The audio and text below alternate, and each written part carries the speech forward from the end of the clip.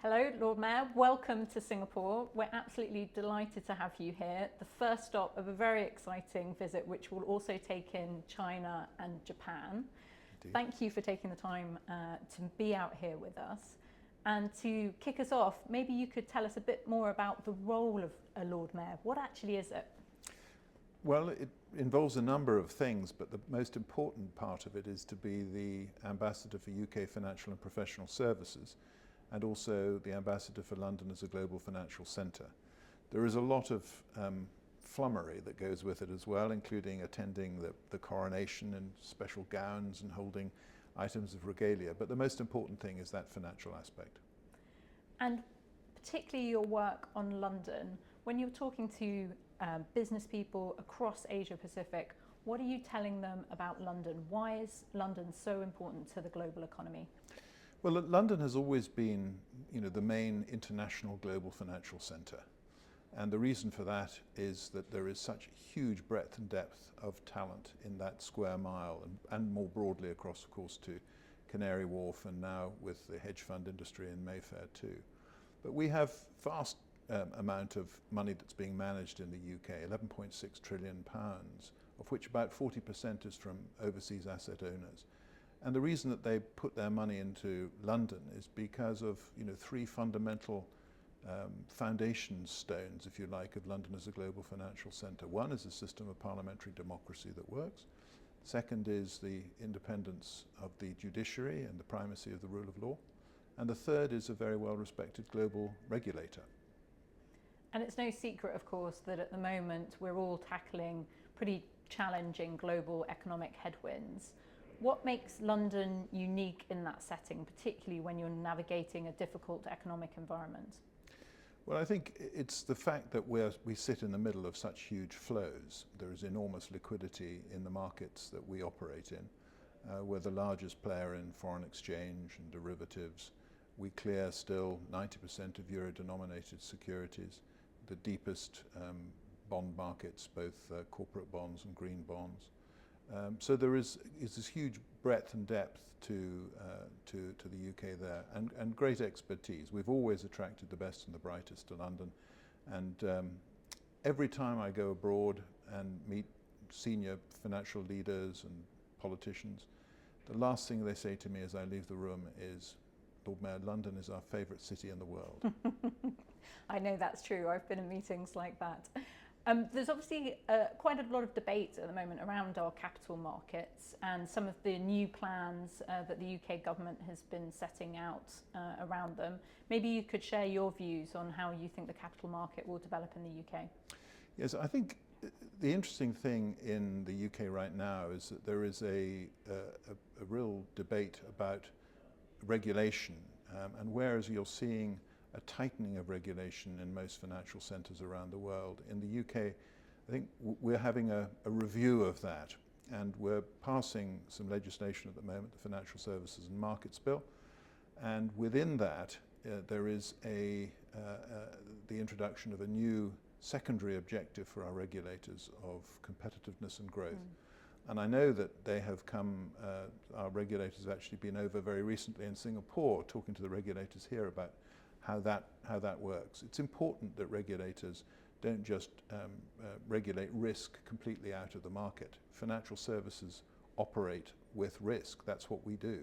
So we need to be able to identify, analyse, measure, mitigate or accept risk. And it was good to hear the Governor of the Bank of England a couple of weeks ago talking about the fact that as a financial centre we had become too risk averse. So that in conjunction with the Edinburgh reforms that were announced show, I think, that there is real engagement now between politicians and the financial services industry about appropriate regulatory change. It's not wholesale change, it's not Big Bang 2.0, but it's making sure that our system is as agile as it can be and as appropriate as it can be to make sure that we can be responsive at a challenging time. Absolutely, and we're sat here in the offices of the London Stock Exchange here in Singapore, which I think really demonstrates the partnership between the LSE, the UK government and of course your High Office.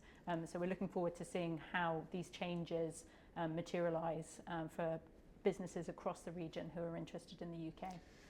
Yeah, and I think when I look at the capital markets in the UK, I think there are three things that we need to do better, and I think it's always important. I mean, I'm an ambassador for financial services. I'm generally talking about the good things, but it's important to recognise where we think we can do better. One is we've got a huge pension system in the UK. We've got £4 trillion in defined benefit and defined contribution pensions, but it's very conservatively invested. We need to have better returns for our policyholders so that when they'll be able to look forward to proper retirement when the time comes.